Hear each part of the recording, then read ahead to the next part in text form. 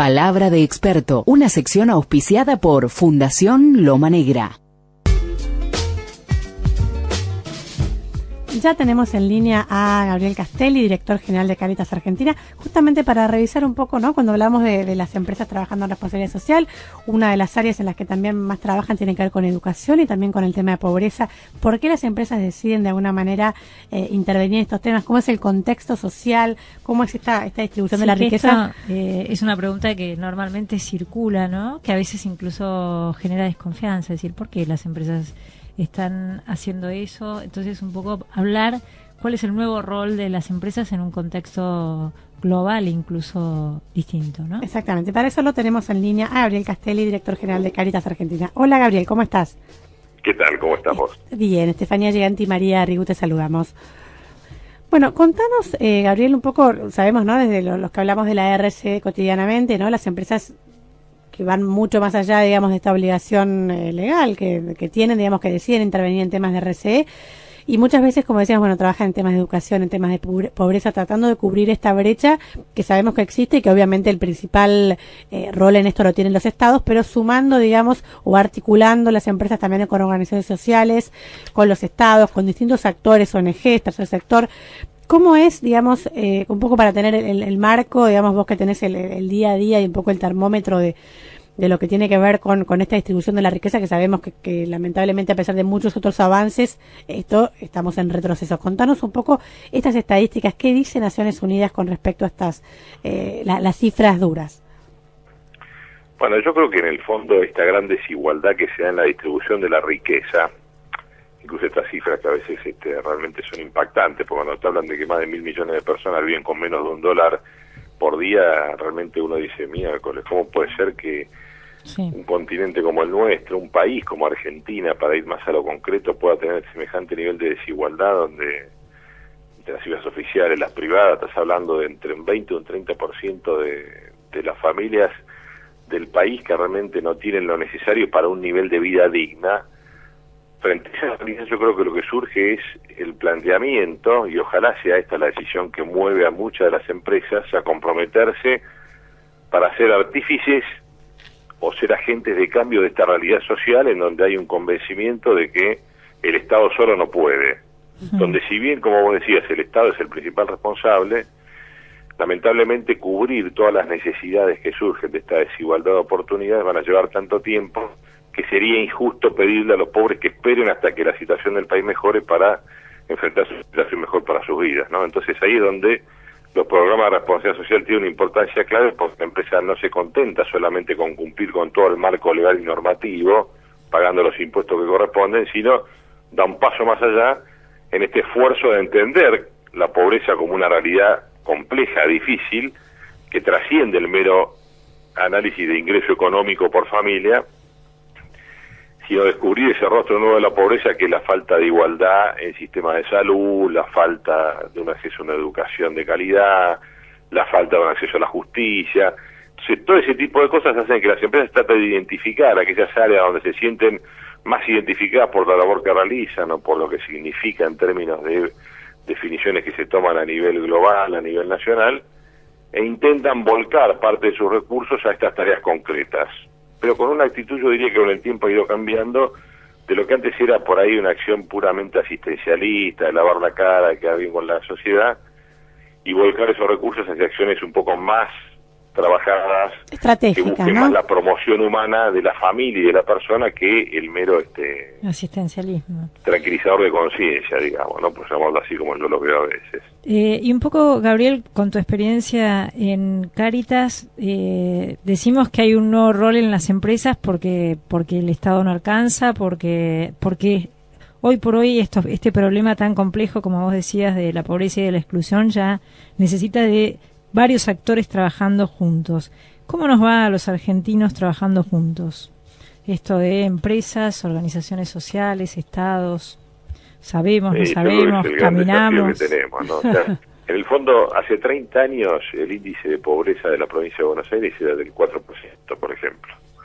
O sea que en el fondo no es culpa de este gobierno estar donde estamos, sino que ha sido un poco el deterioro del servicio público en estos últimos 30 años el que ha logrado que estemos como estemos. Hay gobiernos que pueden mejorar estos índices, obviamente que la crisis del 2001, que estamos arriba del 50 valores de hoy, la mejora es muy significativa. Lo que pasa que, lamentablemente, yo creo que la gran carencia que todavía tenemos como sociedad es que no hemos podido sentarnos los distintos actores, sociedad civil, Estado, gobierno, para planificar acciones de largo plazo que trasciendan a este gobierno. Entonces, vos podés hacer mucho en el corto plazo, pero realmente, si no tenemos una política habitacional a 30 años, difícilmente solucionamos el problema en la Argentina. Entonces, porque no son acciones que van a responder al impulso de un gobierno las que transformen esta realidad tan dura, sino que la continuidad de varios gobiernos en pos de una visión unificada de cómo hay que atacar el problema de la salud, de la educación, del tema habitacional, del tema del trabajo informal, los que realmente nos permiten pensar que los índices que podemos tener de acá a 20, 30 años para la generación que nos va a suceder sean realmente muy diferentes a los que tenemos hoy. Entonces, en los microclimas una vez se percibe que en los municipios es mucho más fácil articular empresas, municipios, organizaciones, sociedad civil y trabajar juntos frente a un problema concreto. Cuando va subiendo la escala a nivel provincial, a nivel nacional, ahí se dificulta porque es difícil juntar a todos los actores, dejar los egoísmos de lado, donde las empresas organizaciones piensan que son los únicos que saben cómo hay que cambiar la realidad, o al revés, a veces el Estado es el que piensa que es el único que tiene los elementos y la visión de cómo habría que transformar, y realmente sentarnos todos en una mesa y decir, bueno, ¿por dónde está la solución? ¿Cómo hacemos para consensuar una visión y un plan concreto de implementación? Seguro. ¿Y cómo ves, por ejemplo, también el tema del el efecto o el que han tenido los planes sociales, ¿no? También en este tiempo, digamos, hoy más que nunca, digamos, la cantidad de planes sociales que hay ha ido creciendo mucho, la financiación es mucho más grande que años anteriores. ¿Cómo ves esto? ¿Lo ves como una herramienta que ha ayudado, digamos, a salir a mucha gente de la pobreza? ¿Cuál es tu visión? Mira, yo creo que hoy, por primera vez, hay mucho menos planes sociales que permiten que la familia viva sin trabajar, como normalmente y comúnmente se dice. Uh-huh. Hay planes sociales que son superadores, como el plan de la asignación universal a la niñez, que más que un plan social es una igualdad de derecho frente a los trabajadores formales que ya tienen ese ingreso por cada hijo que tienen, En el caso de la asignación universal, lo que hace es alentar a que las familias tengan que enviar a sus hijos al colegio, por ejemplo, para seguir percibiendo el subsidio. Entonces, y en promedio se calcula que son 2 hijos por grupo familiar los que perciben esta asignación. O sea que con 450, 500 pesos por mes nadie vive hoy en Argentina. O sea que no es que el plan social reemplace el trabajo que tiene que hacer la familia.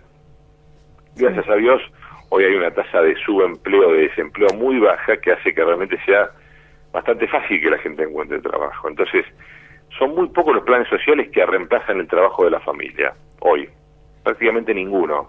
Entonces, en ese sentido yo creo que los planes hoy son mucho mejores de lo que había antes. Porque en su momento el plan Jefes y Jefas, por ejemplo, que fue el plan más grande que tuvo la Argentina en el 2001, fue cada vez perdiendo adherentes porque la gente iba encontrando trabajo.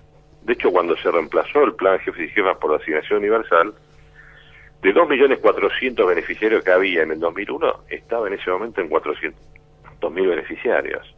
Entonces, yo creo que ese es el carácter que hace que los planes sociales no permitan que la gente se inmortalice en estos planes, percibiéndolos sin esa ansia de superación, de buscar realmente un trabajo que dignifique a la familia, que haga que se vuelva a generar la autoestima, que la familia valore el hecho de trabajar en vez de recibir un plan social. ¿Seguro? Y otro plan grande que ha sido el aumento de las jubilaciones para aquellas amas de casa, en su gran mayoría, que nunca habían tenido la posibilidad de ingreso. Ese yo creo que es el cambio más grande en términos sociales en los últimos 5 años, 7 años. Y no hay otros planes grandes que han crecido que permita que la familia viva sin trabajar. Y esa es una gran... Salvo en aquellos casos que realmente no haya otra posibilidad, como el caso de una madre sola con 4 hijos, que lo mejor que puede hacer la madre es quedarse en su casa, cuidando a sus hijos. Seguro. Y contanos, sabemos que no hay una receta, estaría bueno que lo hubiera, para salir de la pobreza, pero un poco hablando de estas estadísticas internacionales de Naciones Unidas, ¿no? Decíamos que, bueno, casi un 40% de la población mundial, 2.600.000, 2.600 millones, no, estamos hablando de cifras grandes, viven con $2 diarios. ¿Qué, digamos, en la región, en el mundo, cuáles han sido, digamos, tal vez estrategias claves, ya sea de los gobiernos, de articulaciones público-privadas, para lograr dar un pasito más, aunque sea adelantar un poquito más en esta batalla contra la pobreza. ¿Cuáles son, digamos, algunos de las recetas, por decirlo así? Sabemos que los planes sociales, como vos decías recién, han ayudado. ¿Qué otras, digamos, herramientas se están manejando hoy a nivel internacional para lograr acortar un poco esta brecha?